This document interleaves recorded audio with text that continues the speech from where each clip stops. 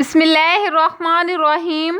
محترم سامعین السلام علیکم۔ کربلا کے میدان میں یزید نے تمام لوگوں کو دولت سے خرید لیا۔ پھر جب یزید نے بے رحمی کے ساتھ آل رسول کا کنبہ شہید کروا دیا، رسول اللہ صلی اللہ علیہ وآلہ وسلم کے نواسے امام حسین علیہ السلام کو شہید کروا دیا اور چھوٹے چھوٹے بچوں کو بھی شہید کروا دیا، ظلم کی انتہا کر دی۔ اور وہ سوچتا تھا کہ اس کے ظلم سے خوف میں آ کر عرب کے سارے لوگ اس کی بیعت کریں گے، اس کے سامنے جھکیں گے۔ وہ سوچتا تھا کہ کوئی بھی میرے خلاف حسین کے بعد سر نہیں اٹھائے گا۔ لیکن جب آل رسول کی بیٹیاں کوفہ اور شام سے گزریں تو ان کے خطبے سنتے سنتے لوگوں کے مردہ ضمیر جاگنے لگے اور یوں لوگوں کے دلوں میں یزید کے خلاف بغاوت پیدا ہو گئی۔ ہر کوئی یہی کہنے لگا کہ اسلام اللہ کا دین ہے، محمد صلی اللہ علیہ وآلہ وسلم اللہ کے رسول ہیں اور یہ خاندان اللہ کا محبوب ترین خاندان ہے۔ جس نے اس خاندان کے ساتھ ظلم کیا، اسے بادشاہ کہنا بہت بڑا گناہ ہوگا۔ یوں مدینے والوں نے یزید کی بیعت سے انکار کر دیا۔ یزید نے مدینے پر حملہ کیا۔ تاریخ میں لکھا ہے کہ 3 دن تک یزید کی فوج مسجد نبوی میں اپنے گھوڑوں کو باندھ کر صحابہ رسول کے ناموس کے ساتھ بےحرمتی کرتی رہی اور یوں مکے سے بھی یزید کے خلاف بغاوت بڑھ گئی۔ پھر یزید نے خانہ کعبہ پر حملہ کیا اور خانہ کعبہ کو آگ لگا دی۔ اس واقعے کو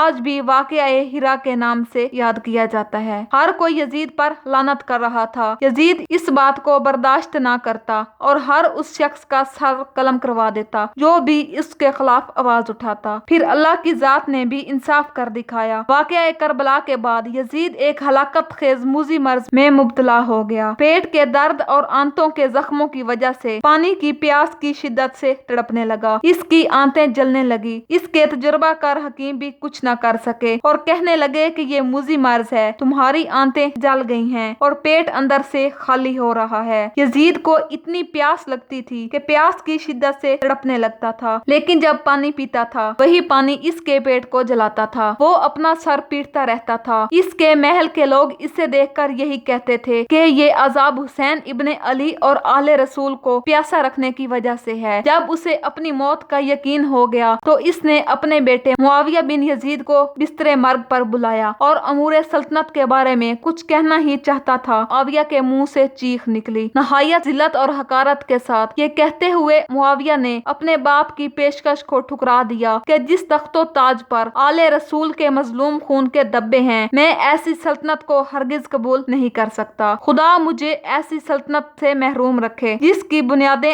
آل رسول کے خون پر رکھی گئی ہیں۔ یزید اپنے بیٹے کا یہ جواب سن کر تڑپ گیا اور بستر مرگ پر پڑ گیا۔ موت سے کچھ دن پہلے یزید کی آنتیں سڑ گئی اور ان میں کیڑے پڑ گئے۔ اس لعنتی سے ایسی بدبو آتی تھی کہ کوئی بھی اس کے پاس نہیں جاتا تھا۔ بہت عمدہ قسم کے عطر بھی لگائے جاتے مگر پھر بھی بدبو نہ جاتی تھی۔ عجیب قہر الہی کی مار تھی کہ پانی کے بغیر بھی تڑپتا تھا اور جب پانی پیتا تو کانٹوں کی طرح اس کے پیٹ میں چبھتا تھا اور آنتوں کو جلا دیتا۔ تکلیف کی شدت سے یزید تڑپتا تھا۔ کیونکہ یزید شراب کا عادی تھا، اس لیے ان دنوں عرب کے بدترین سے بدترین نشے کو یزید کے سامنے پیش کیا جاتا تھا کہ یزید نشے میں رہے اور اس کو یہ درد محسوس نہ ہو اور وہ پیاس کی شدت سے نہ تڑپے۔ ایسے نشے کی حالت میں اس نے اپنے سپاہیوں سے کہا کہ میرا وہ بندر کہاں ہے جو میرے ساتھ رہتا تھا۔ ان دنوں میں وہ بندر بھی یزید سے سخت نفرت کرنے لگا اور جب بھی یزید اسے اپنے پاس بلاتا تو وہ اسے نوچنے لگتا۔ یزید کے جواب پر سپاہیوں نے کہا کہ شاید وہ جنگل کی طرف نکلا ہے۔ وہ اپنے گھوڑے پر بیٹھ کر جیسے ہی روانہ ہوا تو گھوڑے نے اسے اپنی پیٹھ سے گرا دیا اور اس کا پاؤں گھوڑے کی رکاب میں پھنس گیا۔ وہ گھوڑا دوڑتا رہا اور یزید پیچھے پیچھے گھسیٹتا گیا۔ پھر اس کا سر ایک پتھر پر ٹکرا گیا لیکن وہ گھوڑا نہ رکا، یہاں تک کہ اس کا جسم ٹکڑے ٹکڑے ہو گیا۔ چند روز اس کی لاش چیل کووں کی غذا بنی رہی۔ بالآخر اس کے سپاہی اسے ڈھونڈتے ہوئے اس جگہ پر پہنچ آئے۔ اس لعنتی کی لاش سے ایسی بدبو آتی تھی کہ قریب جانا مشکل تھا۔ سپاہیوں نے ایک گڑھا کھود کر اس کی سڑی ہوئی بدبودار لاش کو دفن کر دیا۔ یزید کی قبر شام کے کسی گندگی کے ڈھیر کے نیچے دبی ہوئی ہے اور جب بھی لوگ اس لعنتی کی قبر پر جاتے ہیں تو دیکھ کر لعنت کرتے ہیں۔